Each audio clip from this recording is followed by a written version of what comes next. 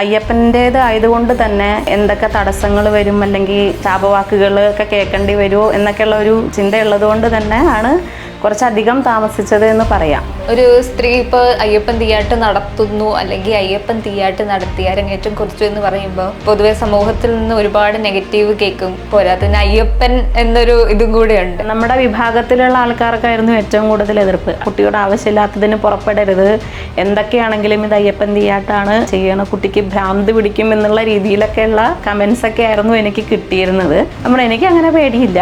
കഥകളിയുടെയും ഒരുപാട് കാലം, നൂറ്റാണ്ടുകൾ മുന്നേ അല്ലെങ്കിൽ ആയിരത്താണ്ടുകൾ മുന്നേ പഴക്കമുള്ളതാണ് തിയാട്ട് എന്നാണ് പറയുക. പൊതുവെ പുരുഷകല ആയതുകൊണ്ട് തന്നെ ഞാനിതൊക്കെ പഠിച്ചിട്ടുണ്ടെങ്കിൽ കൂടി ഈ രംഗങ്ങളിലേക്കൊന്നും ഇറങ്ങാനുള്ള ഒരു എന്താ പറയാ, അങ്ങനെ ഒരു സാഹചര്യം ഉണ്ടായിരുന്നില്ല. അച്ഛൻ്റെ സപ്തതിക്ക് ആണ് ആദ്യമായിട്ട് അരങ്ങേറ്റം നടത്തുന്നത്. അച്ഛന് കൊടുത്തൊരു സമ്മാനമായിരുന്നു ഇത്. ഏറ്റവും ഉചിതമായിട്ടുള്ള സമയം ഇതാണ് എന്ന് കരുതിയിട്ടാണ് ഞാൻ അച്ഛൻ്റെ സപ്തതി തന്നെ അതിന് തിരഞ്ഞെടുത്തത്.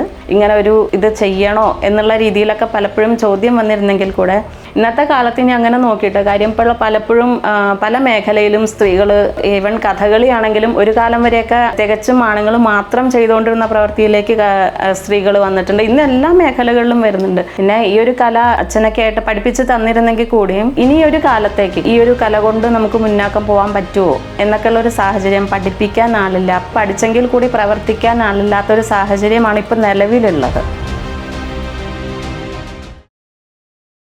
കേരളത്തിലെ ആദ്യത്തെ വനിതാ അയ്യപ്പ തീയാട്ട് കലാകാരി RLV ആര്യാദേവിയാണ് ഇന്ന് നമ്മളോടൊപ്പം ഉള്ളത്. നമസ്കാരം. നമസ്കാരം. ഇപ്പം അയ്യപ്പ തീയാട്ടിലെ ഒരു സാന്നിധ്യമായി മാറിക്കഴിഞ്ഞു. അത് വനിതകളിൽ തന്നെ ആദ്യത്തെ വനിതയാണ്. എങ്ങനെയായിരുന്നു ഈ അയ്യപ്പ തീയാട്ടിലേക്ക് എത്തിയതും തുടക്കമൊക്കെ എങ്ങനെയായിരുന്നു? ഞാൻ കുട്ടിക്കാലം, അതായത് എൻ്റെ അനിയന്മാരുടെയും ഏട്ടൻ്റെയും ഒക്കെ ഒപ്പം പഠിച്ചിട്ടുണ്ടായിരുന്നു. പിന്നെ ഇത് അയ്യപ്പൻ തീയാട്ട് എന്ന് പറയുന്നത് തികച്ചും ഒരു പുരുഷകല എന്ന രീതിയിലായിരുന്നു ഈ ജൂലൈ ഈ മാസത്തിൽ വരെ ഉണ്ടായിരുന്നത്. അപ്പോൾ ഇത് പൊതുവെ പുരുഷകല ആയതുകൊണ്ട് തന്നെ ഞാനിതൊക്കെ പഠിച്ചിട്ടുണ്ടെങ്കിൽ കൂടി ഈ രംഗങ്ങളിലേക്കൊന്നും ഇറങ്ങാനുള്ള ഒരു എന്താ പറയുക, അങ്ങനെ ഒരു സാഹചര്യം ഉണ്ടായിരുന്നില്ല. അപ്പോൾ അതിലേക്ക് ഒരുപാട് ആഗ്രഹമുണ്ട്. വെച്ചാൽ അത്യാവശ്യം വരയും നൃത്തവും കഥകളി അങ്ങനെയൊക്കെ ആയിട്ട് ബന്ധപ്പെട്ട് കിടക്കുന്നത് കൊണ്ട് തന്നെ ഒരുപാട് ആഗ്രഹമുണ്ടായിരുന്നു. അപ്പോൾ ഒരുപാട് പേർ, പ്രത്യേകിച്ചും അയ്യപ്പൻ തീയാട്ട് എന്നുള്ളത് അയ്യപ്പൻ്റേത് ആയതുകൊണ്ട് തന്നെ എന്തൊക്കെ തടസ്സങ്ങൾ വരും, അല്ലെങ്കിൽ പലവരും പണ്ട് കാരണവന്മാരൊക്കെ ആയിട്ടാണെങ്കിൽ പോലും എന്തെങ്കിലും ശാപവാക്കുകൾ ഒക്കെ കേൾക്കേണ്ടി വരുമോ എന്നൊക്കെയുള്ള ഒരു ചിന്തയുള്ളത് കൊണ്ട് തന്നെ ആണ് കുറച്ചധികം താമസിച്ചത് എന്ന് പറയാം. പിന്നെ ഈ ഒരു കല അച്ഛനൊക്കെ ആയിട്ട് പഠിപ്പിച്ച് തന്നിരുന്നെങ്കിൽ കൂടിയും നമുക്ക് ഇനിയൊരു കാലത്തേക്ക് കാര്യം, ഈ ഒരു കല കൊണ്ട് നമുക്ക് മുന്നാക്കം പോകാൻ പറ്റുമോ എന്നൊക്കെയുള്ള ഒരു സാഹചര്യം, പഠിപ്പിക്കാൻ ആളില്ല, പ്രവർത്തിക്കാൻ, ഇത് പഠിച്ചെങ്കിൽ കൂടി പ്രവർത്തിക്കാൻ ആളില്ലാത്തൊരു സാഹചര്യമാണ് ഇപ്പം നിലവിലുള്ളത്. അപ്പോൾ അതുകൊണ്ട് ഞാനിപ്പോൾ പ്രത്യേകിച്ചും ഒരു എന്താ പറയുക, കഥകളിയുടെ ഒരു ഇതും കൂടെയും എനിക്കൊരു ബേസ് വന്നപ്പോൾ അച്ഛൻ പറഞ്ഞു എന്തായാലും ഇനി ഇതിലേക്ക് പഠിപ്പിക്കാനെങ്കിലും എത്രത്തോളം നമുക്ക് ഇനിയിപ്പോൾ പൊതുവെ പബ്ലിക്കലി ഒരു സ്ഥലത്ത് നമുക്കിത് അവതരിപ്പിക്കണമെങ്കിൽ പബ്ലിക്കിൻ്റെയും കൂടെ ഒരു അനുവാദം വേണം എന്നുള്ളൊരു സാഹചര്യത്തിൽ അറ്റ്ലീസ്റ്റ് പഠിപ്പിക്കാനെങ്കിലും ഒരാളാകുമല്ലോ എന്നുള്ള ഒരു സാഹചര്യത്തിലാണ്. അപ്പോൾ നമുക്കിത് അരങ്ങേറ്റം കഴിയാതെ വേറെ ഒരു ആളെ പഠിപ്പിക്കാനുള്ളൊരു സാഹചര്യമില്ല. അപ്പം അങ്ങനെയാണ് ഞാൻ മുന്നേ പഠിച്ചിരുന്നെങ്കിലും ഈ അടുത്ത കാലത്ത് ഒന്നും കൂടെയൊക്കെ റിഫ്രഷ് ചെയ്തു. അത് കഴിഞ്ഞ് അച്ഛൻ്റെ സപ്തതിയോടനുബന്ധിച്ചായിരുന്നു ഇതിലേക്കൊരു അരങ്ങേറ്റമായിട്ട് നടന്നത്. അച്ഛൻ്റെ സപ്തതിക്ക് ആണ് ആദ്യമായിട്ട് അരങ്ങേറ്റം നടത്തുന്നത്. അച്ഛന് കൊടുത്തൊരു സമ്മാനമായിരുന്നു ഇത്. ആദ്യമായിട്ട് അരങ്ങേറ്റം നടത്തുമ്പോൾ ഉണ്ടായിരുന്ന ഫീലൊക്കെ എന്തായിരുന്നു? ഓക്കെ, അപ്പോൾ അച്ഛന് എന്ത് കൊടുക്കണം, എങ്ങനെയായിരിക്കണം അച്ഛൻ്റെ സപ്തതിക്ക് കൊടുക്കേണ്ട ഒരു സമ്മാനം എന്നുള്ളത് ഞാൻ ആലോചിച്ചു. ഷഷ്ടിപൂർത്തിക്ക് ഞാൻ ചിത്രകാരി ആയതുകൊണ്ട് ഞാൻ വരച്ച ഒരു പടമായിരുന്നു ആദ്യം മ്യൂറൽ. നമ്മുടെ തീയാട്ടിലെ തന്നെ 3 രൂപം കളം ആയിരുന്നു ഞാൻ മ്യൂറലും പ്ലസ് കളമെഴുത്തിൻ്റെ ഒരു ശൈലി വെച്ചുകൊണ്ട് ഞാൻ ചിത്രരൂപേണ ഞാൻ കൊടുത്തു. സപ്തതിക്ക് എങ്ങനെ കൊടുക്കാമെന്ന് ആലോചിച്ചപ്പോഴാണ് അച്ഛൻ പറഞ്ഞത് എന്തായാലും ഇത് തന്നെയായിരിക്കും നല്ലൊരു സമയം. കാര്യം പഠിപ്പിക്കാനോ അല്ലെങ്കിൽ പ്രവർത്തിക്കാനോ ആളില്ലാത്തൊരു സമയത്ത് ഇത് നമുക്ക് പഠിപ്പിക്കാനെങ്കിലും, നിലവിൽ ആൾക്കാർ കുറവാണ് പഠിപ്പിക്കാനെങ്കിലും, അപ്പോൾ അങ്ങനെ ആ ഒരു ലെവലിലേക്ക് പഠിപ്പിക്കാനെങ്കിലും ആളാവുമല്ലോ എന്ന് കരുതി. അപ്പോൾ അതിനൊരു ആദ്യം അരങ്ങേറ്റം വേണം എന്നുള്ളത് കൊണ്ട് ഏറ്റവും ഉചിതമായിട്ടുള്ളൊരു സമയം ഇതാണ് എന്ന് കരുതിയിട്ടാണ് ഞാൻ അച്ഛൻ്റെ സപ്തതി തന്നെ അതിന് തിരഞ്ഞെടുത്തത്. ഒരുപാട് സന്തോഷം. കാര്യം നമ്മുടെ ആൾക്കാരിൽ തന്നെ റിലേറ്റീവ്സിൻ്റെ ഇടയ്ക്ക് തന്നെ കുറച്ച് എതിർപ്പുകൾ ഉണ്ടായിരുന്നു. ഇങ്ങനെ ഒരു ഇത് ചെയ്യണോ എന്നുള്ള രീതിയിലൊക്കെ പലപ്പോഴും ചോദ്യം വന്നിരുന്നെങ്കിൽ കൂടെ അച്ഛൻ വടക്ക് ഭാഗത്തേക്കായിരുന്നു കൂടുതൽ തീയാട്ടിനൊക്കെ പോയിരുന്നത്. അവിടെ നിന്നൊക്കെ പലപ്പോഴും പല തന്ത്രിമാർ, ക്ഷേത്രത്തിൽ നടക്കണമെങ്കിൽ ഏറ്റവും അനുവാദം വേണ്ടത് ക്ഷേത്രം തന്ത്രി എന്നുള്ള അവരുടെയാണ് വേണ്ടത്. അപ്പോൾ അവർ തന്നെ നല്ല സപ്പോർട്ടായിരുന്നു. കാര്യം ഇന്നത്തെ കാലത്ത് ഇനി അങ്ങനെ നോക്കിയിട്ട് കാര്യം ഇപ്പോൾ പലപ്പോഴും പല മേഖലയിലും സ്ത്രീകൾ ഇപ്പം ഈവൻ കഥകളിയാണെങ്കിലും ഒരു കാലം വരെയൊക്കെ എന്താണ് തികച്ചും ആണുങ്ങൾ മാത്രം ചെയ്തുകൊണ്ടിരുന്ന പ്രവൃത്തിയിലേക്ക് സ്ത്രീകൾ വന്നിട്ടുണ്ട്. ഇന്ന് എല്ലാ മേഖലകളിലും വരുന്നുണ്ട്. പിന്നെ ഇതൊന്നുമല്ലാതെ ഇപ്പോൾ ഈവൻ എന്താ പറയുക, മരിച്ചു കഴിഞ്ഞാൽ മരണാനന്തര ചടങ്ങുകളിൽ പൊതുവെ പെൺകുട്ടികൾ ഒന്നും ചെയ്യാൻ പാടില്ല എന്ന് പറയുന്ന ഒരു കാലഘട്ടമൊക്കെ ആയിരുന്നു. പക്ഷെ ഇന്ന് അതിനും അതുപോലെ ക്ഷേത്രത്തിനോടനുബന്ധിച്ചതാണെങ്കിലും കലശം അങ്ങനത്തെ ഒരുപാട് കാര്യങ്ങളിലുമൊക്കെ ഇതേപോലെ എന്താ പറയുക പെൺകുട്ടികൾ ഇപ്പോൾ കലശം നടത്തുന്നത് പെൺകുട്ടികൾ മന്ത്രം തന്ത്രങ്ങളൊക്കെ പഠിച്ച് അവർ ചെയ്യുന്നു. അപ്പോൾ പ്രത്യേകിച്ചും അയ്യപ്പൻ തീയാട്ട് പോലുള്ള ഒരു അനുഷ്ഠാന കല ഒരിക്കലും അത് പെൺകുട്ടിയാണ് എന്ന് പറഞ്ഞതിനെ പിന്നാക്കം നിൽക്കരുത്. അത് അച്ഛനെ പോലെ ഒരാൾ വെച്ചാൽ ഇങ്ങനെ ഒരു കല പുറത്തേക്ക് കൊണ്ടുവന്ന ആൾ തന്നെ അതിനൊരു മുൻകൈ എടുക്കണം എന്നുള്ള ഒരു അച്ഛന് അത്രയും ധൈര്യം കൊടുത്തതും അങ്ങനെ ഒരുപാട് തന്ത്രി മുഖ്യന്മാർ അല്ലെങ്കിൽ അത്യാവശ്യം രാജകുടുംബാംഗങ്ങളിൽ നിന്നുമൊക്കെ അങ്ങനെ ഒരു നല്ല സപ്പോർട്ട് നമുക്ക് കിട്ടിയതിന് ശേഷമാണ് നമ്മൾ ഈ ഒരു തീരുമാനം എടുത്തതും. എന്നാൽ പിന്നെ അത് തന്നെ ആവട്ടെ, എൻ്റെ ഒരു അരങ്ങേറ്റം തന്നെ ആവട്ടെ അച്ഛനുള്ള ഒരു സമ്മാനം എന്നുള്ള ഒരു ചിന്ത വന്നത്. ഇപ്പോൾ പല തലമുറകളായി ഇപ്പോൾ പുരുഷന്മാർ മാത്രം ചെയ്തുകൊണ്ടിരുന്ന ഒരു കലാരൂപമാണ് ഇപ്പം ഒരു സ്ത്രീ കൂടെ ചെയ്യുക എന്ന് പറയുമ്പോൾ അത്രയും വലിയൊരു കാര്യമാണ്. സമൂഹത്തിൽ നിന്നൊക്കെ ഒരുപാട് വെല്ലുവിളി നേരിടേണ്ടി വന്നിട്ടുണ്ടാകാം. അങ്ങനെ എന്തെങ്കിലും കാര്യങ്ങൾ നടന്നിട്ടുണ്ടോ? ഉറപ്പായിട്ടും. കാര്യം ഇപ്പം ഞാൻ എൻ്റെ അരങ്ങേറ്റം നടത്തിയത് അച്ഛൻ്റെ സപ്തതിയോടനുബന്ധിച്ച് ആണ് എങ്കിൽ കാര്യം അത് നമ്മുടെ തികച്ചും പ്രൈവറ്റായിട്ടാണ് ആ പരിപാടി നടന്നത്. ഇനി ഒരിക്കൽ ഒരു ക്ഷേത്രത്തിലോ അല്ലെങ്കിൽ പബ്ലിക്കായിട്ടൊരു സ്ഥലത്ത് നമുക്ക് ഈ പരിപാടി അവതരിപ്പിക്കണമെങ്കിൽ ഭക്തജനങ്ങളുടെ, കമ്മിറ്റിക്കാരുടെ അല്ലെങ്കിൽ ക്ലബ്ബുകാരുടെ അതിലെ മെമ്പർമാരുടെ എല്ലാവരുടെയും അനുവാദം ഉണ്ടെങ്കിൽ, കാര്യം അയ്യപ്പൻ്റെ ആയതുകൊണ്ട് തന്നെ അവരുടെ അനുവാദം ഉണ്ടെങ്കിലാണ് ഇത് നടക്കുള്ളൂ എന്നുള്ളൊരു എന്താ പറയുക, അതൊരു വിലങ്ങുതടിയാണ് ഇപ്പോഴും നമ്മുടെ മുന്നിൽ. അപ്പോൾ ആരെങ്കിലും ഇതേപോലെ മുൻകൈ എടുത്ത് പരിപാടികൾ അവതരിപ്പിച്ച്, കാര്യം എത്രയോ കാലം കൊണ്ടാണ് ഇപ്പോൾ ഈ ഒരു മേഖലയിലേക്ക് എനിക്ക് കടക്കാൻ സാധിച്ചത്, എനിക്കെന്ന് വെച്ചാൽ ഒരു സ്ത്രീക്ക് കടക്കാൻ സാധിച്ചത്. അതുകൊണ്ട് ഇനിയും ഒരു എന്താ പറയുക, പഠിപ്പിക്കാൻ പറ്റും എന്നത് എനിക്ക് കാര്യം ഞാൻ പഠിച്ചതുകൊണ്ട് എനിക്ക് പഠിപ്പിക്കാൻ പറ്റും. പക്ഷേ അതിന് പുറത്ത് അരങ്ങുകളിലേക്ക് എത്തണമെങ്കിൽ, എനിക്ക് എത്താൻ പറ്റണമെങ്കിൽ ഇതുപോലത്തെ ആളുകളുടെ ഒരു സപ്പോർട്ട് കൂടി ഉണ്ടെങ്കിലാണ് സാധിക്കുകയുള്ളൂ. ഓക്കെ. ഇപ്പം മറ്റൊരു കാര്യം എന്താണെന്ന് വെച്ചാൽ ഇപ്പം അയ്യപ്പൻ തീയാട്ടിന് ഇപ്പം പുരുഷന്മാർ മാത്രമേ ചെയ്തേ നമ്മൾ കണ്ടിട്ടുള്ളൂ. ആദ്യമായിട്ടാണ് ഒരു വനിത വരുന്നത്. അതുകൊണ്ട് തന്നെ അതിലെ വേഷവിധാനങ്ങളിലും വ്യത്യാസം വന്നിട്ടുണ്ടാകാം. അതെന്തൊക്കെയാണ്? വേഷം എന്ന് വെച്ചാൽ ഇപ്പം നമുക്ക് നോർമൽ ഒരു അയ്യപ്പൻ്റെ കൂത്തിന് ഉപയോഗിക്കുന്ന വേഷം നമ്മൾ പ്രത്യേകിച്ചും സ്ത്രീ എന്നുള്ള നിലയ്ക്ക് അതെനിക്ക് സത്യം പറഞ്ഞാൽ ഒരു വെല്ലുവിളി തന്നെയായിരുന്നു. കാര്യം ഒരു തറ്റുടുത്ത് ഒരു മുണ്ട് മാത്രമാണ് താഴെയുള്ളത്. ബാക്കി ഓൾമോസ്റ്റ് കഥകളിയുടെ അല്ലെങ്കിൽ കൂടിയാട്ടത്തിൻ്റെ കുറച്ച് കോസ്റ്റ്യൂമുകൾ മുകളിലേക്കുണ്ട്. കുറേയൊക്കെ നമുക്ക് തീയാട്ടിൻ്റെയും കഥകളിയുടെയും കൂടിയാട്ടത്തിൻ്റെയും ആഭരണങ്ങളൊക്കെ നമുക്കുണ്ട്. പക്ഷേ താഴെ ഭാഗത്തേക്ക് എന്ത് ചെയ്യും എന്നുള്ളത് വന്നപ്പോൾ ഞാൻ കുറച്ച് കൂടിയാട്ടത്തിലെയും അല്ലെങ്കിൽ കഥകളിയുടെയും ആൾക്കാരൊക്കെ ആയിട്ട് നമ്മളൊന്ന് സംസാരിച്ച് കഴിഞ്ഞപ്പോൾ പറഞ്ഞു, വേഷം നന്ദികേശ്വരൻ്റെ ആണ് എങ്കിൽ കൂടെയും ചെയ്യുന്ന ആളാണല്ലോ നന്ദികേശ്വരൻ എന്നുള്ള ആളുടെ പ്രതീകമായിട്ട് നിൽക്കുന്നത്. നമ്മളുടെ സൗകര്യം എന്താണ്, അതായത് ചെയ്യുന്ന ആളുടെ സൗകര്യം കൂടിയും കുറച്ച് കണക്കിലെടുത്തുകൊണ്ട് ചെയ്യുന്നതായിരിക്കില്ലേ ഉചിതം എന്നുള്ള നിലയ്ക്ക് ഞാൻ നിലവിൽ ഉപയോഗിച്ചത് കൂടിയാട്ടത്തിൻ്റെ സ്ത്രീ കഥാപാത്രങ്ങൾ ഉപയോഗിക്കുന്ന സാരിയും ഒരു മുന്തി, അവരുടെ തന്നെ ഒരു ഉത്തരീയ, അതാണ്. ബാക്കിയെല്ലാം സെയിം ആണുങ്ങൾ ഉപയോഗിക്കുന്ന ഭാഗം തന്നെ മുകളിലേക്കുള്ളത്.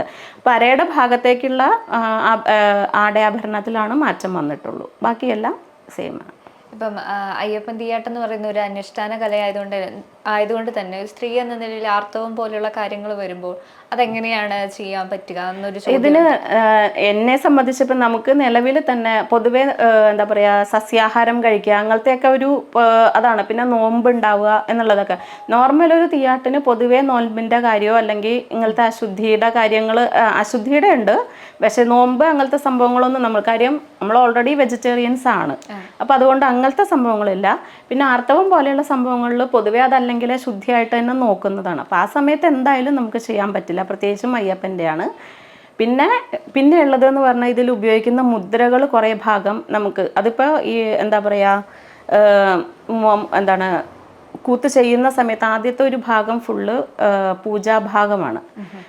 പൂജയുടെ മുദ്രകളൊക്കെ വരുന്നതും അങ്ങനത്തെ മന്ത്രത്തിൻ്റെ ഭാഗങ്ങളൊക്കെ ആയിട്ടുള്ള ചില ഭാഗങ്ങളുണ്ട്. അപ്പോൾ അച്ഛൻ അതിനെന്നോട് പറഞ്ഞത് എന്താണെന്ന് വെച്ചാൽ ഞാൻ കഥകളി ചെയ്യുന്നതാണ്. അപ്പോൾ അതിലും കഥകളിയിലും ഈ പറഞ്ഞ പോലെ പല ഭാഗങ്ങളും ഇപ്പോൾ എന്താ പറയുക എല്ലാം ഇപ്പം എന്താ പറയുക പൂണൂലിട്ട ആൾക്കാർ മാത്രമേ ബ്രാഹ്മണന്മാർ കെട്ടുന്നുള്ളൂ അങ്ങനെയൊന്നുമില്ല. അതും നമ്മൾ പൂണൂലിട്ടിട്ടാണല്ലോ ചെയ്യണം. ഈ ഭാഗങ്ങളൊക്കെ ബ്രാഹ്മണ വേഷം കെട്ടുന്നയാൾ ബ്രാഹ്മണനാണ് എന്നുള്ളതാണ് ആ സമയത്ത് സങ്കല്പം. അപ്പോൾ അതുപോലെ ആ ഭാഗത്തിനെ നമ്മൾ വെറുതെ മുദ്രയായിട്ട് കണ്ടുകൊണ്ട് മാത്രം ചെയ്യുക, മന്ത്രം ചെല്ലണ്ട എന്നുള്ളതാണ്.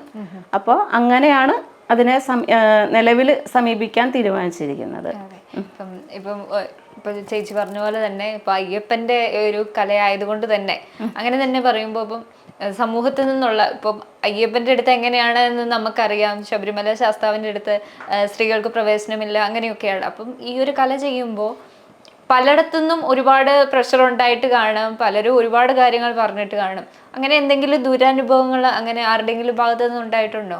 ഇപ്പം നിലവിൽ എന്താണ് അയ്യപ്പൻ്റെ ഇപ്പം നമ്മുടെ സങ്കല്പത്തിൽ തന്നെ ശരിക്കും പറഞ്ഞാൽ പ്രഭാസത്യേക സങ്കല്പം ഉണ്ട്. വെച്ചാൽ നമ്മുടെ തീയാട്ടിൽ തന്നെ 3 രൂപം കളന്നുള്ളത് അയ്യപ്പൻ്റെ ഭാര്യ പുത്രസമേതനായിട്ടുള്ളത് നമ്മൾ എഴുതുന്നുണ്ട്. അമ്പലങ്ങളിൽ ഇതിപ്പോൾ തന്ത്രിമാരോടൊക്കെ ചോദിച്ചാൽ അറിയാം, മന്ത്ര ഇതിൽ വരുന്നതിലും എല്ലാം പൂജാകർമ്മങ്ങളിലെല്ലാം ഭാര്യാപുത്ര സമേതനായിട്ടും പൂജ നടക്കുന്നതൊക്കെയാണ്. അതുകൊണ്ട് തന്നെ നമുക്ക് നമ്മൾ എന്താ പറയുക പിന്നെ ഇത് ക്ഷേത്രത്തിനകത്ത് തികച്ചും നാലമ്പലത്തിൻ്റെ ഉള്ളിലല്ല നമ്മൾ ചെയ്യുന്നത്, ഇപ്പോൾ ചെയ്യുന്നത് പുറത്താണ്. അതുകൊണ്ട് തന്നെ പിന്നെ എന്താ പറയുക ഇങ്ങനെ ശുദ്ധിയായിട്ടിരിക്കുന്ന സമയത്ത് നമ്മൾ ചെയ്യുന്നില്ല.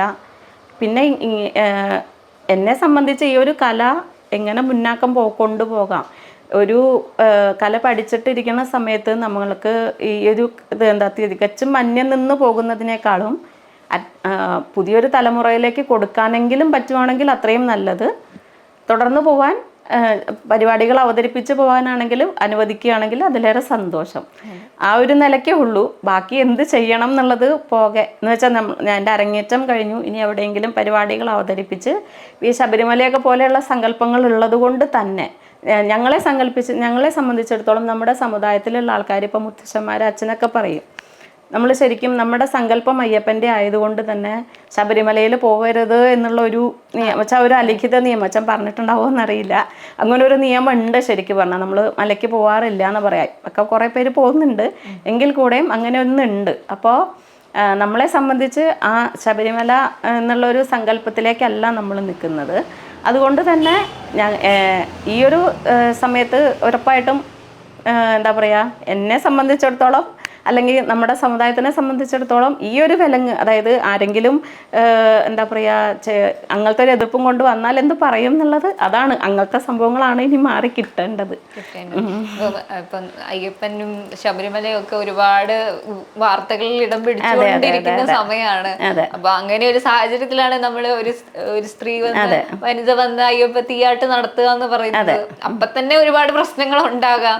അപ്പം അങ്ങനെ ഒരു സാഹചര്യത്തില് ഇപ്പം ഫസ്റ്റ് അരങ്ങേറ്റം നടത്തുമ്പോ വേണ്ടായിരുന്നു ചെയ്യണ്ടായിരുന്നു അങ്ങനെ ഒരു തോന്നൽ വന്നിട്ടുണ്ടോ? അതെ, ഉറപ്പായിട്ടും. കാര്യം ഞാൻ പറഞ്ഞല്ലോ, നമ്മുടെ ബന്ധുക്കളിൽ നിന്ന് തന്നെ പലമാതിരി പ്രത്യേകിച്ചും പ്രായമായിട്ടുള്ള ആൾക്കാർ വളരെയേറെ ശാപവാക്കുകൾ ഏറ്റുകൊണ്ട്, അല്ലെങ്കിൽ തൊട്ട റിലേറ്റീവ്സ് ആണെങ്കിൽ പോലും ഇങ്ങനെ ഒന്നിനും മുതിരണോ, അവരടുത്ത തലമുറയിലേക്ക് എങ്ങനെ കൊടുക്കാം, അല്ലെങ്കിൽ എങ്ങനെ ഈ കലാരൂപം നിലനിർത്താം, അന്യം നിന്ന് പോവാതെ എങ്ങനെ നിലനിർത്താം എന്നുള്ളത് അവർക്ക് പ്രശ്നമല്ലായിരുന്നു. ഇത് ഞാൻ പഠിക്കുന്നത് കൊണ്ടോ ചെയ്യുന്നത് കൊണ്ടോ ആണ് പ്രശ്നം വരുന്നത്. അപ്പോൾ ഒരിക്കലും ഒരു എന്താ പറയുക ഒരു ഫെമിനിസ്റ്റ് അങ്ങനത്തെ ഉള്ള രീതിയിലൊന്നും അല്ല ഞാൻ പറയുന്നത്. പക്ഷേ എന്തുകൊണ്ട് നമുക്ക് ഞാൻ അയ്യപ്പന് വേണ്ടി ചെയ്യുന്നു, എൻ്റെ വിശ്വാസം കൊണ്ട് ഞാൻ ചെയ്യുന്നു. ഒരിക്കലും ഇത് വിശ്വാസികളുടെ ഒരു ഇതിനെ തകർക്കുക അങ്ങനത്തെ ഒന്നുമല്ല. ഈ ഒരു കലാരൂപത്തിനെ മുന്നാക്കം കൊണ്ടുപോകാൻ എങ്ങനെ പറ്റുമോ അങ്ങനെ, ആ ഒരു രീതിയിൽ മാത്രമേ കണ്ടിട്ടുള്ളൂ. ഇപ്പം അയ്യപ്പൻ തീയാട്ട് മാത്രമല്ല, ഒരുപാട് കഥകളി ചെയ്യാറുണ്ട്, പെയിന്റിങ് ചെയ്യാറുണ്ട്, സകലകലാ വല്ലഭയാണ്. അപ്പം കഥകളിയൊക്കെ പഠിക്കുമ്പോഴാണേലും RLB കോളേജിലാണ് പഠിച്ചത്. എങ്ങനെയായിരുന്നു അവിടുത്തെ പഠനവും കാര്യങ്ങളും ഒക്കെ? RLB കോളേജിൽ ഞാൻ അവിചാരിതമായിട്ട് എത്തിപ്പെട്ടതാണ്. ഞാൻ തുടങ്ങിയത് രഞ്ജിനി സുരേഷ് എന്ന് പറഞ്ഞ അഡ്വക്കേറ്റ് രഞ്ജിനി സുരേഷ് ചേച്ചിയുടെ അടുത്ത്, രഞ്ജിനി ചേച്ചിയുടെ അടുത്തായിരുന്നു ഞാൻ പഠിച്ചു തുടങ്ങി. ശരിക്കും പറഞ്ഞാൽ അരങ്ങേറ്റം വരെ എത്തുമെന്ന് പോലും എനിക്ക് അറിയില്ലായിരുന്നു. ഒരു താല്പര്യത്തിന് പോയി ജോയിൻ ചെയ്തു എന്ന് കഴിച്ചാൽ എങ്ങനെയൊക്കെ ആവും എന്ന് എനിക്ക് അറിയില്ലായിരുന്നു. അങ്ങനെ പഠിച്ചു തുടങ്ങി. എന്താ പറയുക, അരങ്ങേറ്റം കഴിഞ്ഞ് പിന്നെ എന്താ പറയുക, മനയോലയോടുള്ള ഒരു ഇഷ്ടം എന്തൊക്കെയോ കഥകളി കുട്ടിക്കാലം തൊട്ട് കാണുന്നുണ്ട്. പ്രത്യേകിച്ച് നമ്മുടെ തീയാട്ടിൽ തന്നെ മുദ്രാഭിനയമൊക്കെ ഉള്ളതുകൊണ്ട് അതിനോടുള്ള ഒരു ഇഷ്ടം എപ്പോഴും ഉണ്ട്. എപ്പോഴും കഥകളി കാണാൻ പറ്റുന്ന സ്ഥലത്തൊക്കെ പോയി കാണും. അങ്ങനെ മുന്നിലിരുന്ന് കാണും. അച്ഛൻ മുദ്ര ഓരോ മുദ്രകളും പറഞ്ഞു തന്ന്, അല്ലെങ്കിൽ താളങ്ങൾ പറഞ്ഞു തന്ന്, രാഗങ്ങൾ പറഞ്ഞു തന്ന് തന്നെ കണ്ട് ഉള്ള ശീലം കാരണം കഥകളി കുറേം കൂടെ ഇഷ്ടമായിരുന്നു കുട്ടിക്കാലം തൊട്ട്. അപ്പം അങ്ങനെ കല്യാണം കഴിഞ്ഞ് രണ്ടാമത്തെ ഡെലിവറിയും കൂടെ ശേഷമാണ് ഞാൻ ഈ ഫീൽഡിലേക്ക് പഠിക്കാനായിട്ട് ഇറങ്ങുന്നത് തന്നെ. അപ്പോൾ 2017 സമയത്താണ് ഞാൻ പഠിക്കുന്നത്. അത് കഴിഞ്ഞ് അരങ്ങേറ്റം കഴിഞ്ഞു. പഠിച്ചുകൊണ്ടിരിക്കെ അനിയന് സംഗീതം, കഥകളി സംഗീതം പഠിക്കണം എന്നുള്ള ഒരു ഇതിൽ അങ്ങനെ അന്വേഷിക്കാൻ വേണ്ടി പോയതാണ് RLB കോളേജിൽ പോയി.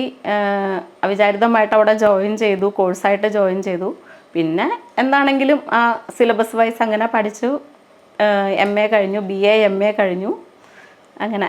അപ്പോൾ അത് എന്താണെന്നറിയില്ല, അങ്ങനെ ഒരു ഭയങ്കര താല്പര്യം വന്ന് അങ്ങനെ അവിചാരിതമായിട്ട് എത്തിപ്പെട്ട ഒരു ഫീൽഡാണ് കഥകളി എന്ന് പറയുന്നത്. അന്ന് പഠിച്ചുകൊണ്ടിരുന്ന സമയത്ത് റാങ്ക് കിട്ടിയ 2 സഹോദരങ്ങൾ എന്ന വാർത്തയൊക്കെ വന്നിരുന്ന സമയമായിരുന്നു. നിങ്ങൾക്ക് 2 പേർക്കും ഒരേപോലെ റാങ്ക് കിട്ടി. എങ്ങനെ ഉണ്ടായിരുന്നു ആ ഒരു ഇതൊക്കെ? ആ ഒരു സമയം എന്ന് വെച്ചാൽ നമ്മുടെ ഒപ്പം പഠിക്കുന്നവർ ഒരുപാട് അവിടെ കഥകളി, ഡാൻസ്, പാട്ട്, വയലിൻ, അങ്ങനെ ഒരുപാട് ഫീൽഡിലുള്ള പഠിത്തം നടക്കുന്ന ഒരു സ്ഥലമാണ് RLB കോളേജ് എന്ന് പറയുന്നത്. എല്ലാ തരം ആർട്ട് ഫോംസും പഠിപ്പിക്കുന്ന ഒരു സ്ഥലമാണ്. അപ്പോൾ പലപ്പോഴും എൻ്റെ ഒപ്പം പഠിക്കാനുണ്ടായിരുന്നവർ കുറേയൊക്കെ ഈ പറഞ്ഞ പോലെ ഡാൻസിന് അഡ്മിഷന് വന്നിട്ട് ചിലപ്പോൾ അങ്ങനെ കഥകളിയിലേക്ക് താല്പര്യം വന്ന് അല്ലെങ്കിൽ രണ്ടും ഓപ്ഷൻ കൊടുത്തവരുണ്ടാവാം. അപ്പം അങ്ങനെയൊക്കെയുള്ള കുട്ടികളിൽ നിന്ന് എന്നെ സംബന്ധിച്ച് ഇങ്ങനൊരു ബാക്ക്ഗ്രൗണ്ടും കൂടെ, തിയേറ്ററിൻ്റെ ഒരു ബാക്ക്ഗ്രൗണ്ടും കൂടെ ഉള്ളതുകൊണ്ട് മുദ്രകൾ, പാട്ടുകളൊക്കെ ആയിട്ട് കുറേ കൂടെ ബന്ധമുള്ളത് കൊണ്ട് എനിക്ക് പഠിക്കാൻ കുറച്ചും കൂടി എളുപ്പമായിരുന്നു. അപ്പം അങ്ങനെ ആ ഒരു ഇതിലേക്ക് വന്നു. എന്നെക്കൊണ്ട് ആകാവുന്ന പോലെ മാക്സിമം പഠിച്ചെടുക്കുക എന്നുള്ള ഒരു ലക്ഷ്യത്തിൽ തന്നെ പോയതാണ്. അപ്പോൾ അതിന് അധ്യാപകർ, ബാക്കി ഞാൻ പ്രൈവറ്റായിട്ട് വേറെ പഠിക്കുന്നുണ്ടായിരുന്നു. പ്രൈവറ്റായിട്ടുള്ള പഠിത്തം ഞാൻ തുടർന്നിരുന്നു ആ സമയത്തും. അതുകൊണ്ട് സിലബസ് വൈസ് അങ്ങനെ കംപ്ലീറ്റ് ചെയ്ത് ഞാൻ BA ആണെങ്കിലും MA ആണെങ്കിലും മുഴുമിപ്പിച്ചു എന്ന് തന്നെ പറയാം.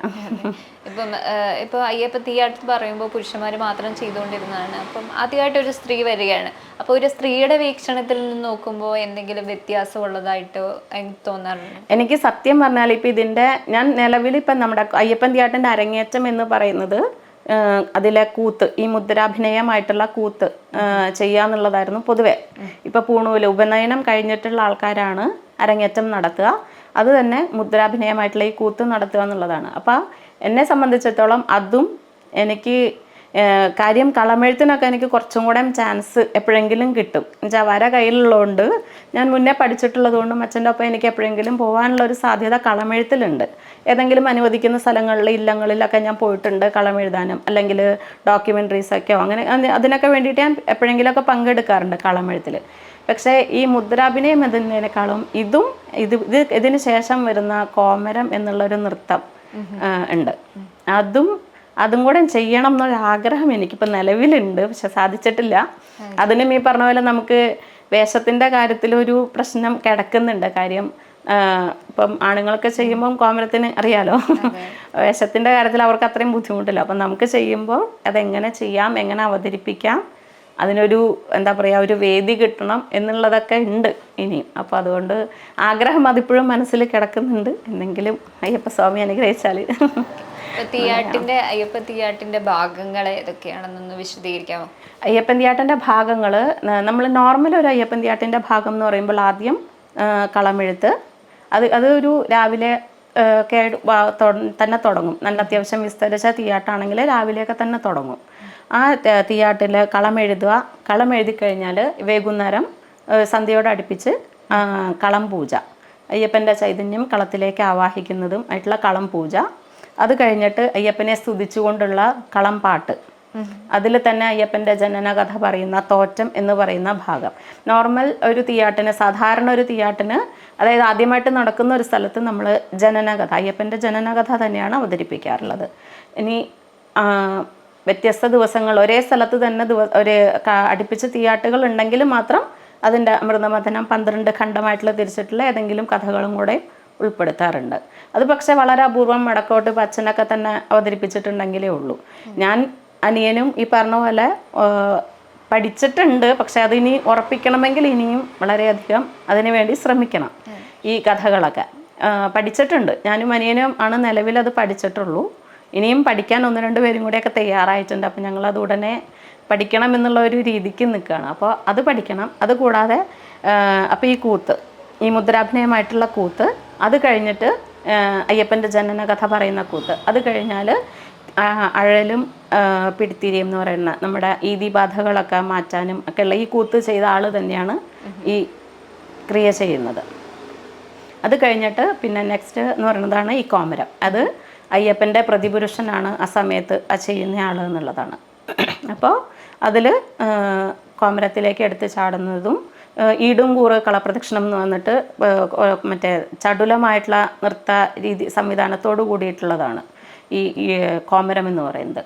അപ്പോൾ അത് കഴിഞ്ഞിട്ട് ഈടും കൂറും കഴിഞ്ഞാൽ നേരെ കോമരത്തിലേക്ക്. വളരെ അപൂർവം സമയത്ത് നമ്മളിപ്പോൾ സാധാരണ ഒരു തീയാട്ടിന് ആയിരിക്കും ചിലപ്പോൾ തേങ്ങേറ് അങ്ങനെ എല്ലാ സ്ഥലത്തും പതിവില്ല.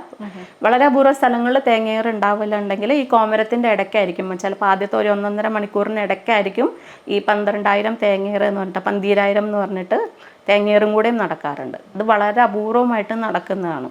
അപ്പോൾ അതൊക്കെയാണ് പൊതുവെ സാധാരണ കളം മായ്ക്കൽ. അത് കഴിഞ്ഞാൽ തിരിച്ചു വന്നിട്ട് വീണ്ടും കളം മായ്ക്കൽ, പ്രസാദ വിതരണം. ഇതൊക്കെയാണ് നോർമൽ ഒരു സാധാരണ നടക്കുന്ന തീയാട്ടിലുള്ള ചടങ്ങുകൾ.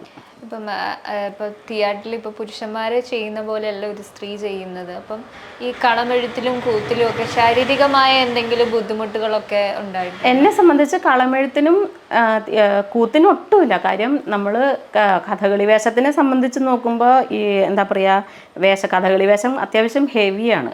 ഈവൻ മിനുക്ക് പോലും അത്യാവശ്യം ഹെവിയാണ്. പച്ചവേഷവും അല്ലെങ്കിൽ അതിൻ്റെ അപ്പുറത്തേക്ക് ഏത് വേഷങ്ങളാണെങ്കിലും അത്യാവശ്യം ഹെവിയാണ് എന്ന് പറയാം കോസ്റ്റ്യൂം വൈസ്. കൂത്തിനെ സംബന്ധിച്ച്, നമ്മുടെ അയ്യപ്പൻ തീയാട്ടിലെ കൂത്തിനെ സംബന്ധിച്ച് നോക്കുമ്പോൾ എനിക്ക് അങ്ങനത്തെ ഒരു ടെൻഷനും വേണ്ട.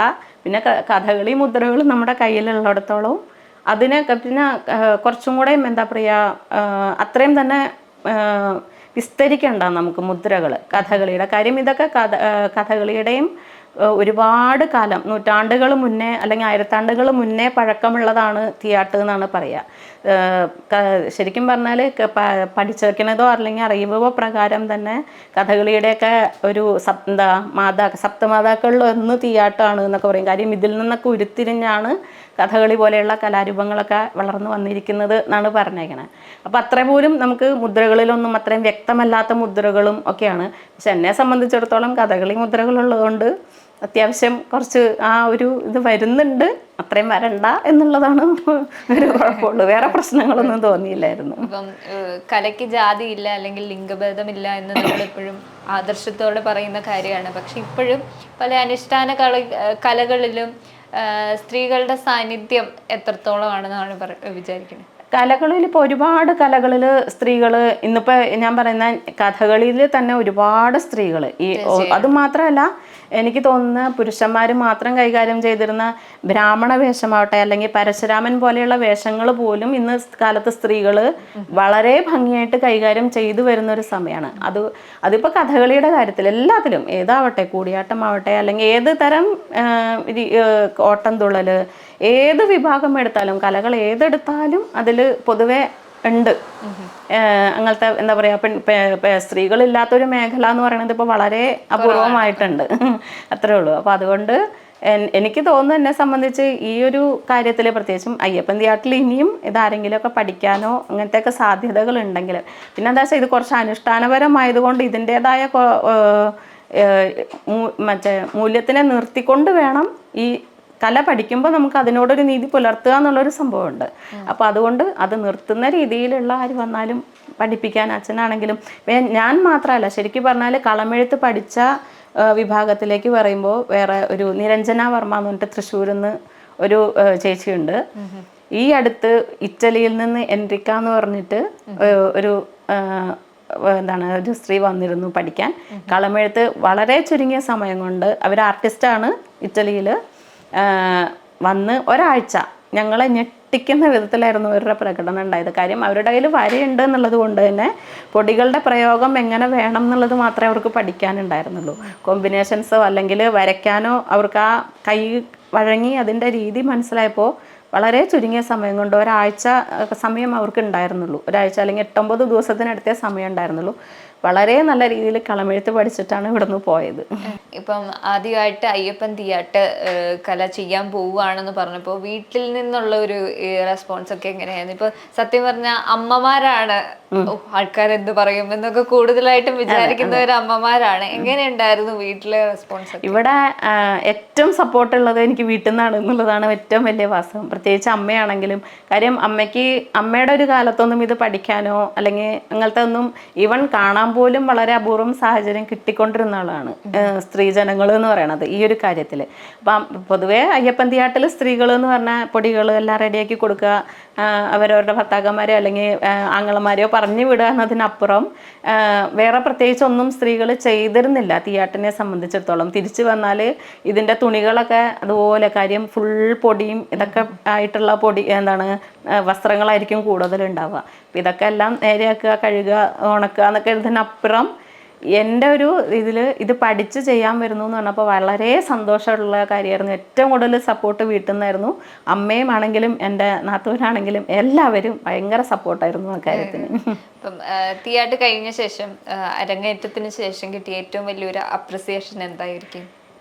ഏറ്റവും വലിയ അപ്രീസിയേഷൻ എന്ന് പറയണത് ഈ ഒരു രംഗത്തേക്ക് വന്നതിന് ഒരുപാട് പേര് എന്നെ വിളിച്ച്, എന്നുവെച്ചാൽ ഈ പറഞ്ഞ പോലെ വളരെ കുറഞ്ഞ ആൾക്കാരിൽ നിന്ന് അല്ലെങ്കിൽ ഈ പ്രശ്നം ഉണ്ടാക്കാൻ നിൽക്കുന്ന, അതായത് ഒരു വനിത ചെയ്യുന്നു അല്ലെങ്കിൽ ഒരു സ്ത്രീ ചെയ്യുന്നു എന്നുള്ളതിനൊരു പ്രശ്നമാക്കാനോ അല്ലെങ്കിൽ എന്തെങ്കിലും അതിൽ കൂടെ നമുക്കൊരു ഇത് കിട്ടുമോ എന്നുള്ള നിലയ്ക്ക് എന്തെങ്കിലും വന്നെങ്കിലേ ഉള്ളൂ അങ്ങനത്തെ പ്രശ്നം ഉണ്ടാക്കുന്ന ആൾക്കാർ. അല്ലെങ്കിൽ എനിക്ക് തോന്നുന്ന ഒരുവിധപ്പെട്ട ആൾക്കാർ ഫുള്ള് അംഗീകരിക്കും അല്ലെങ്കിൽ അംഗീകരിച്ചിട്ട് തന്നെയാണ് ഉള്ളത്. പിന്നെ ഈ പറഞ്ഞ പോലെ പബ്ലിക്കിൽ നമ്മളെവിടെയെങ്കിലും അവതരിപ്പിക്കണം, അപ്പോഴായിരിക്കും കൂടുതൽ ഇതിനെപ്പറ്റി അറിയാൻ പറ്റുള്ളൂ. നിലവിൽ അവതരിപ്പിച്ചതിനെ കൊണ്ട് ഭയങ്കര സപ്പോർട്ടും അല്ലെങ്കിൽ ഇത് തന്നെയായിരുന്നു, അഭിപ്രായം തന്നെയായിരുന്നു എല്ലാവരും പറഞ്ഞിരുന്നത്. ഇപ്പൊ അരങ്ങേറ്റത്തിന് ശേഷം വേദികളൊക്കെ കിട്ടിയെന്നോ അല്ലെങ്കിൽ സ്ത്രീ എന്ന നിലയിൽ സ്ത്രീ ആയതുകൊണ്ട് വിളിക്കാതിരിക്കുക അങ്ങനെ എന്തെങ്കിലും ഉണ്ടായില്ല? ഇപ്പൊ ഞാൻ പറഞ്ഞല്ലോ, ഒന്നാമത്തെ അരങ്ങേറ്റം കഴിഞ്ഞിട്ട് ഇപ്പൊ ജൂലൈയിലെ കഴിഞ്ഞിട്ടുള്ളൂ. നിലവിൽ ഇപ്പോൾ ജസ്റ്റ്, അതായത് ഇതിനൊരു സീസൺ, മണ്ഡലക്കാലമാണ് പൊതുവെ ഇതിനൊരു സീസണായിട്ട് പറയുക. അപ്പോൾ ഈ പറഞ്ഞ പോലെ ഇത്രയും കാലം കൊണ്ടാണ്, അതായത് മുത്തശ്ശന്മാര് അച്ഛനൊക്കെ ഉള്ള കാലം കഴിഞ്ഞിട്ട് ഞാൻ ഇപ്പം എത്തിയിട്ടേ ഉള്ളൂ. ഞാനൊരു സ്ത്രീ ആദ്യമായിട്ട് ഇതിൽ കടന്നു വന്നിട്ടേ ഉള്ളൂ. എനിക്ക് തോന്നുന്നില്ല ഉടനെ തന്നെ എനിക്ക് അങ്ങനെ ഭയങ്കരമായ ഒരുപാട് വേദികൾ കിട്ടുന്നൊന്നും പ്രതീക്ഷിച്ചുകൊണ്ടല്ല. അപ്പോൾ അതുകൊണ്ട് വരും ഒരു പ്രതീക്ഷ, നാളെ ഒരു കാലത്തേക്കാണെങ്കിലും ചെയ്യാൻ പറ്റുമായിരിക്കും എന്നുള്ളൊരു പ്രതീക്ഷയിലാണ് ഇപ്പം നിൽക്കുന്നത്. നിലവിൽ എനിക്ക് അങ്ങനെ, അതായത് അരങ്ങേറ്റം കഴിഞ്ഞതിന് ശേഷം ഉടനെ എനിക്കൊരു വേദിയൊന്നും നിലവിൽ കിട്ടിയിട്ടില്ല. 1-2 പേര് ചോദിച്ചിട്ടുണ്ട് അങ്ങനെ ചെയ്യാൻ പറ്റുമോ എന്നുള്ളത് ചോദിച്ചിട്ടുണ്ട്, അത്രേ ഉള്ളൂ. അത് മാത്രമല്ല കഥകളി ഇപ്പൊ ചെയ്യുന്നുണ്ടല്ലോ, അപ്പൊ കഥകളിക്ക് ഇപ്പൊ കിട്ടുന്ന ഒരു അവസരങ്ങളൊക്കെ എങ്ങനെയാണ്? കഥകളിക്കും ഈ പറഞ്ഞ പോലെ ഒരു പരിധി വരെ പറയുകയാണെങ്കിൽ, പറയാൻ പാടുമോ എന്ന് എനിക്ക് അറിഞ്ഞൂടാ, കുറേയൊക്കെ അതിൻ്റെ ഉള്ളിലും പൊളിറ്റിക്സും കാര്യങ്ങളൊക്കെ ഉണ്ട്. അതുകൊണ്ട് നമ്മളിപ്പോൾ പ്രവൃത്തിയുണ്ടോ ഇല്ലയോ എന്നുള്ളതിനേക്കാളും കിട്ടാൻ ഈ പറഞ്ഞ പോലെയാണ്. കുറേയൊക്കെ നമ്മൾ അങ്ങനെ നിൽക്കുകയും കാര്യങ്ങളൊക്കെ ഉണ്ടെങ്കിൽ ഒരു പക്ഷേ കുറേയും കൂടെയും കിട്ടുമായിരിക്കും. എന്നാലും കുഴപ്പമില്ല, ഞാൻ അത്യാവശ്യം കഴിഞ്ഞ സീസണാണെങ്കിലും കഴിഞ്ഞ മുന്നത്തെ സീസണാണെങ്കിലും അത്യാവശ്യം ഇതിലൊക്കെ വേദികളിലൊക്കെ പോയിരുന്നു. അത്യാവശ്യം നല്ല നല്ല വേഷങ്ങളൊക്കെ കൈകാര്യം ചെയ്യാനും പറ്റിയിരുന്നു. ഇനിയും ചെയ്യാൻ പറ്റുമെന്ന് വിശ്വസിക്കുന്നു.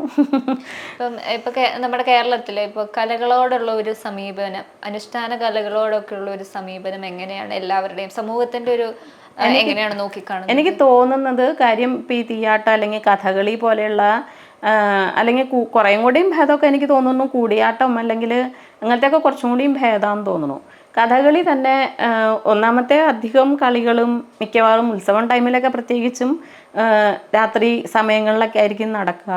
പിന്നെ എല്ലാവരും കഥകളിയെ സമീപിക്കുന്നത് തന്നെ ഒന്നും മനസ്സിലാവില്ല, അയ്യോ നമുക്ക് അടുക്കാൻ പറ്റാത്തൊരു മേഖലയാണ് എന്നൊക്കെയുള്ള രീതിയിൽ ആദ്യമേ തന്നെ മനസ്സിൽ കുറിച്ച് വെച്ചതുകൊണ്ട് പൊതുവെ ആൾക്കാർ വരാനോ കാണാനോ പോലും മടിക്കുന്ന ഒരു പൊതുവെ ഇപ്പോൾ കുറേ ആസ്വാദന കളരികളൊക്കെ വെച്ച് ഒരുപാട് പേര് കാണും.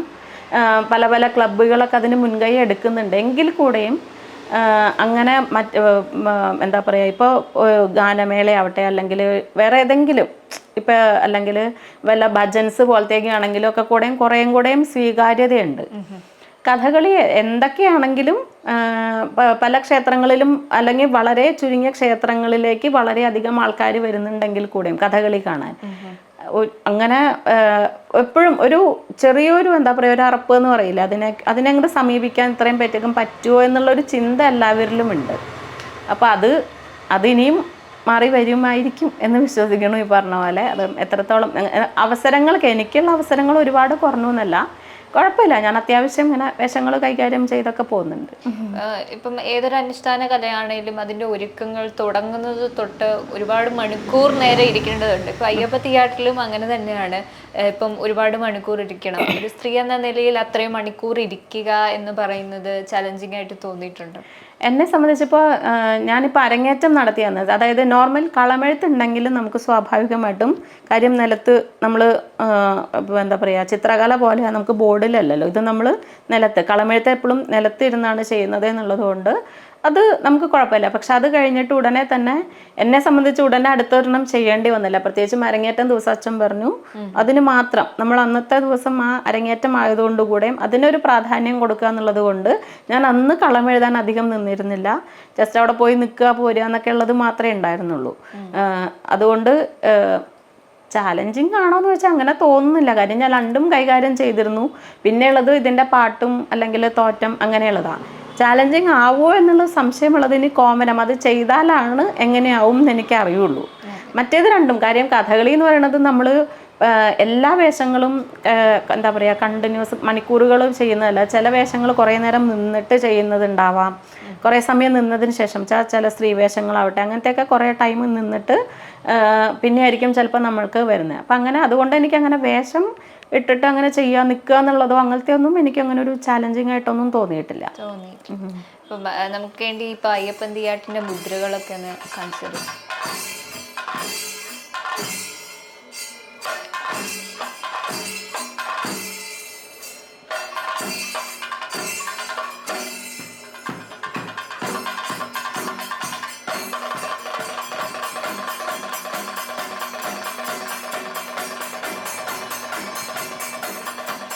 ഇനി നമുക്ക് കഥകളിയിലൂടെ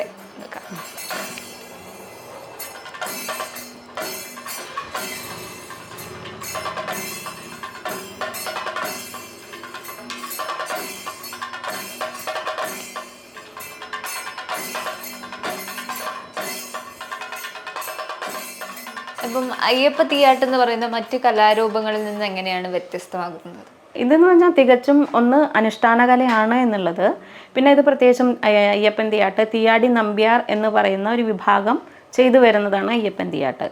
ഇതിലെന്ന് പറഞ്ഞാൽ എല്ലാ വിഭാഗം ഇപ്പോൾ വാദ്യം ഇപ്പം നിലവിൽ ഇപ്പോൾ പ്രോഗ്രാം ഒരുപാട് വലുതാകുമ്പോൾ നമ്മൾ പുറത്തു നിന്ന് വാദ്യക്കാരും അല്ലെങ്കിൽ അങ്ങനത്തെ ഇതിനൊക്കെ നമ്മൾ ആൾക്കാരെ വിളിക്കുന്നുണ്ട്. വെച്ചാൽ അത്രയും പ്രോഗ്രാമുകളൊക്കെ വലുതായിട്ടും അല്ലെങ്കിൽ കഥകളി പോലെയുള്ള ഒരു ഇത് വലിയൊരു പ്രോഗ്രാമൊക്കെ ക്ലബ്ബുകളിലൊക്കെ ആയിരിക്കും പൊതുവേ നടക്കുന്നത്. അപ്പോൾ അതുകൊണ്ട് അങ്ങനെ വലിയൊരു പ്രോഗ്രാമൊക്കെ ആകുമ്പോൾ നമ്മൾ വാദ്യത്തിന് ആ ഒരു കുറേ കൂടെ കനം കിട്ടാൻ വേണ്ടിയിട്ട് നമ്മൾ കൊണ്ടുവരുന്നുണ്ട് എന്നുള്ളത് കഴിച്ചാൽ പൊതുവെ എല്ലാ വിഭാഗവും തീയാട്ടിലുള്ള എല്ലാ ഇനങ്ങളും ഇപ്പോൾ കളമെഴുത്താവട്ടെ ഇനി പൂജയാണെങ്കിൽ പോലും ഇപ്പോൾ സപ്പോസ് ഒരു എന്തെങ്കിലും ഒരു സാഹചര്യം ഉണ്ട് എന്നുണ്ടെങ്കിൽ വെച്ചാൽ ആളില്ലാതെ ഉണ്ടെങ്കിൽ അതും നമ്മൾക്ക് ചെയ്യാനുള്ള ഇതുണ്ടെന്ന് അർത്ഥം. നമ്മളും പൂണൂലിട്ടവരാണ്, അത്യാവശ്യം വേണ്ട ഒരു പൂജാ ഭാഗങ്ങളൊക്കെ ചെയ്യാനുള്ളത് നമ്മൾ തന്നെ ചെയ്യാറുണ്ട്. അപ്പോൾ പൂജയ്ക്കാണെങ്കിലും നമുക്ക് കുഴപ്പമില്ല. പിന്നെ ഇതിൻ്റെ പാട്ട്, കൂത്ത്, കോമരം, വാദ്യമാണെങ്കിൽ പോലും നമ്മൾ കൈകാര്യം ചെയ്യുന്നതാണ്. അപ്പോൾ ശരിക്കും പറഞ്ഞാൽ അയ്യപ്പൻ തീയാട്ട് പഠിച്ച ഒരു വ്യക്തിക്ക് താല്പര്യമുണ്ടെങ്കിൽ ഏത് കലയിലേക്ക് വേണമെങ്കിലും പ്രവേശിക്കാം അങ്ങോട്ട്. ഇപ്പോൾ കഥകളി അല്ലെങ്കിൽ കഥകളി വേഷക്കാര് അല്ലെങ്കിൽ മറ്റേതെന്ന് പറഞ്ഞാൽ കഥകളി അല്ലെങ്കിൽ എന്താ പറയുക അതിൻ്റെ പാട്ട് അല്ലെങ്കിൽ അതിൻ്റെ ഒരു മേളം എന്നതിനപ്പുറത്തേക്ക് താല്പര്യമുണ്ടെങ്കിലാണല്ലോ വളരെ അപൂർവം ഏതെങ്കിലും കലകളിലേക്ക് കൂടി പ്രവേശിക്കുന്നത്. തീയാട്ടിനെ സംബന്ധിച്ച് നമുക്ക് മുദ്രാ വയസ്സുള്ള ഏത് വിഭാഗത്തിലേക്ക് പ്രവേശിക്കാം, വാദ്യത്തിലേക്ക് പ്രവേശിക്കാം, വരയിലേക്ക് താല്പര്യമുണ്ടെങ്കിൽ വരയിലേക്ക് പ്രവേശിക്കാം. എന്നെ സംബന്ധിച്ച് എനിക്കൊരു ഭാഗ്യമാണ്. കാര്യം വരയ്ക്കാനുള്ള ഒരു സാധ്യത എനിക്ക് വന്നത് എനിക്ക് തോന്നുന്നു ഈ ഒരു അയ്യപ്പൻ തീയാട്ടിൻ്റെ കളമെഴുത്തുള്ളത് കൊണ്ടായിരിക്കാം വരയിലേക്ക് കുറേ കൂടെയും ടേസ്റ്റ് വന്നതെന്ന് തോന്നുന്നുണ്ട്. എന്താണ് ഇനി ഭാവി കാര്യങ്ങളൊക്കെ എങ്ങനെയാണ് അയ്യപ്പൻ തീയാട്ട് മുന്നോട്ട് കൊണ്ടുപോയി എങ്ങനെയാണ്? തീയാട്ട് ഞാൻ പറഞ്ഞല്ലോ, പൊതുവെ എങ്ങനെയാണെങ്കിലും ആൾക്കാർ അംഗീകരിക്കുന്ന ഒരു ഇപ്പം നിലവിൽ വളരെ പണ്ട് ക്ഷേത്രത്തിൻ്റെ തികച്ചും ക്ഷേത്രത്തിനകത്ത് നിന്നിരുന്ന ഒരു കല ഇന്ന് പുറത്തേക്ക് വന്നു. ക്ലബ്ബുകളും അല്ലെങ്കിൽ അത്യാവശ്യം ക്ഷേത്രത്തിന് പുറത്തോ ഒക്കെ ആയിട്ട് നടന്ന് കേരളത്തിൽ അങ്ങോളം ഇങ്ങോളം കേരളത്തിന് പുറത്ത് ഒക്കെ ആയിട്ട് ഇപ്പോൾ ഈ കല അത്യാവശ്യം നല്ല രീതിക്ക് പ്രവർത്തിച്ച് വരുന്നുണ്ട്. അതുകൂടാതെ ഇപ്പം ഞാനാണെങ്കിലും എന്നെപ്പോലെയുള്ള ഒരാൾ കടന്നു വന്നാൽ എനിക്കും ഇതേപോലെ ഒരു അവസരങ്ങൾ കിട്ടാനോ ഒക്കെയുള്ള ഒരു സാധ്യതയിലേക്ക് എത്തണം എന്നുള്ള ഒരാഗ്രഹമാണ് നിലവിലുള്ളത്. കല അത്രത്തോളം വളർന്നിട്ടുണ്ട്. അപ്പോൾ ഇനി ഇങ്ങനെയുള്ള സാധ്യതകൾ കൂടും. കാര്യം ഇത്തരമൊരു കല അന്യം നിന്ന് പോകുന്നതിനേക്കാളും പ്രവർത്തിച്ച് വരുന്ന ആൾക്കാരെ കൊണ്ട് പ്രവർത്തിപ്പിച്ച് ഈ ഒരു കല മുന്നോട്ട് കൊണ്ടുപോകാനുള്ളൊരു സാഹചര്യം ഉണ്ടാവുക എന്നുള്ളൊരു പ്രാർത്ഥനയൊന്നുള്ളൂ നിലവിൽ. ഒരു സ്ത്രീ ഇപ്പോൾ അയ്യപ്പൻ തീയാട്ട് നടത്തുന്നു അല്ലെങ്കിൽ അയ്യപ്പൻ തീയാട്ട് നടത്തി അരങ്ങേറ്റം കുറിച്ചു എന്ന് പറയുമ്പോൾ ഇപ്പം പൊതുവെ സമൂഹത്തിൽ നിന്ന് ഒരുപാട് നെഗറ്റീവ് കേൾക്കും. പോരാത്തതിന് അയ്യപ്പൻ എന്നൊരു ഇതും കൂടെ ഉണ്ട്. അപ്പം അങ്ങനെ വന്ന എന്തെങ്കിലും അനുഭവം എന്ന് അങ്ങനെയെന്ന് പറഞ്ഞാൽ ഇപ്പോൾ തീയാട്ട് നടത്താൻ പോകുന്നുണ്ട്. അച്ഛൻ ഈ പറഞ്ഞ പോലെ തന്ത്രിമുഖ്യന്മാരോട് രാജകുടുംബാംഗങ്ങളോട് പലവരോടും അനുവാദം ചോദിച്ചു. എല്ലാവരിൽ നിന്നും സപ്പോർട്ട് കിട്ടിയിട്ടും നമ്മുടെ വിഭാഗത്തിലുള്ള ആൾക്കാർക്കായിരുന്നു ഏറ്റവും കൂടുതൽ എതിർപ്പ്. അതിൽ തന്നെ വളരെ മുതിർന്ന ചില സ്ത്രീജനങ്ങളൊക്കെ പറഞ്ഞിരുന്നത് എൻ്റെ അടുത്ത് പറഞ്ഞിരുന്നത്, ആ കുട്ടിയോട് ആവശ്യമില്ലാത്തതിന് പുറപ്പെടരുത്, എന്തൊക്കെയാണെങ്കിലും ഇത് അയ്യപ്പൻ തീയാട്ടാണ്, നിങ്ങളതിപ്പോൾ വിചാരിക്കുന്ന പോലെയല്ല ചെയ്യണം, കുട്ടിക്ക് ഭ്രാന്ത് പിടിക്കും എന്നുള്ള രീതിയിലൊക്കെയുള്ള എന്താ പറയുക കമൻസൊക്കെ ആയിരുന്നു എനിക്ക് കിട്ടിയിരുന്നത്. പക്ഷേ അച്ഛൻ അത് കേട്ടു. ഞാൻ അച്ഛനോട് ആദ്യം ഞങ്ങളിൽ ഒതുക്കി നിർത്താമെന്ന് വിചാരിച്ചു. പക്ഷേ എന്നാലും അച്ഛൻ അത് പിന്നീട് ഒരിക്കൽ കേൾക്കുമ്പോൾ അച്ഛൻ അങ്ങനെ എന്തെങ്കിലും ഒരു വിഷമം ഉണ്ടാവുമോ അല്ലെങ്കിൽ അച്ഛൻ അങ്ങനെ ഒരെണ്ണം ചിന്തിക്കാതെ ആണോ എന്നുള്ളതിനൊക്കെ അങ്ങനെ ഒരു തോന്നൽ വേണ്ടാന്ന് കരുതി അച്ഛനുമായിട്ട് സംസാരിച്ചു ഞാൻ ഈ പരിപാടിക്ക് മുന്നേ തന്നെ. അച്ഛൻ എന്നോട് ചോദിച്ചു, നിനക്ക് പേടിയുണ്ടോ, അയ്യപ്പൻ അങ്ങനെ എന്തെങ്കിലും ദോഷം ചെയ്യുന്ന പേടിയുണ്ടെങ്കിൽ ചെയ്യണ്ട എന്നായിരുന്നു അച്ഛൻ പറഞ്ഞിരുന്നത്. നമ്മൾ എനിക്ക് അങ്ങനെ പേടിയില്ല. ഞാൻ അയ്യപ്പനെ വിശ്വസിച്ച് അയ്യപ്പന് വേണ്ടി ചെയ്യുന്നതാണ്. അതുകൊണ്ട് എനിക്ക് നിങ്ങൾ ഓക്കെ അച്ഛനും അല്ലെങ്കിൽ നമ്മുടെ വീട്ടുകാർ കുടുംബക്കാർ ധൈര്യം തരികയാണെങ്കിൽ ഞാൻ ഈ വീട്ടിലേക്ക് ഈ ഒരു എന്താ പറയുക ഫീൽഡിലേക്ക് ഞാൻ ഇറങ്ങാൻ തയ്യാറാണ്, പഠിക്കാൻ തയ്യാറാണ്, അരങ്ങേറ്റത്തിന് തയ്യാറാണ് എന്ന് തന്നെയാണ് പറഞ്ഞിരുന്നത്. അതുകൊണ്ട് അങ്ങനത്തെ ഒരു കുഴപ്പമില്ല. ഇങ്ങനൊരു അനുഭവം ചിലവരെങ്കിലും ഒരാളെന്നല്ല ചിലവരെങ്കിലും ഇങ്ങനത്തെ രീതിയിൽ അത് വേണ്ട, നമുക്ക് പല പല രീതിയിൽ അങ്ങനെ വന്നേക്കാം എന്നുള്ള ഭീഷണിയോ അല്ലെങ്കിൽ ഒരു പേടിപ്പെടുത്തലൊക്കെ ഉണ്ടായിരുന്നു. ശാപവാക്കുകൾ പോലെയൊക്കെ ഉണ്ടായിരുന്നു. എന്താണെങ്കിലും ഇനി കൂടുതൽ അവസരങ്ങൾ ലഭിക്കട്ടെ എന്ന് ആശംസിക്കുന്നു. നന്ദി.